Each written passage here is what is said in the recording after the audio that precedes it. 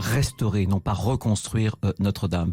Mais un seul mot pour dire que Notre-Dame n'est pas l'objet du président de la République. Il ne peut pas prétendre se l'accaparer comme si il a indiqué que, et ce sont ces mots, qu'il voulait la rendre encore plus belle. Cette idée que le progressisme, en réalité, aurait un dédain pour ce qui est passé. Non, Notre-Dame n'appartient pas seulement... Vous n'êtes pas dans la caricature, là. Non, c'est vous là qui opposez progressisme, restauration, en tenant compte de pas du tout. des Mais en voulant, par exemple, faire une sorte de geste contemporain, architectural, pour la flèche de Viollet-le-Duc, il peut dénaturer Notre-Dame. Il ne peut pas s'accaparer Notre-Dame. Ça n'est pas possible, elle ne lui appartient pas.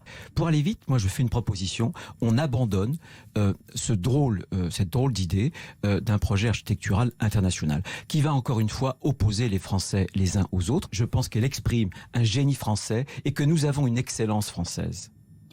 Cette excellence française, c'est que nous maîtrisons toute la chaîne à partir des historiens d'art, des monuments, des ingénieurs en chef, des monuments historiques, jusqu'à nos compagnons artisans. Et que finalement, ce grand chantier, ce beau chantier, ça doit être aussi un chantier français. Bien sûr, instrumentalisation, il en fait trop et je pense qu'on n'a pas besoin, on abandonne le concours international et en plus j'ajoute qu'on a à peu près 1 milliard de dons et on sait qu'il faudra autour de 500 millions. Donc on flèche les dons des Français pour aller à la restauration du patrimoine religieux, les cathédrales et les milliers d'églises en France qui sont en train de se délaber.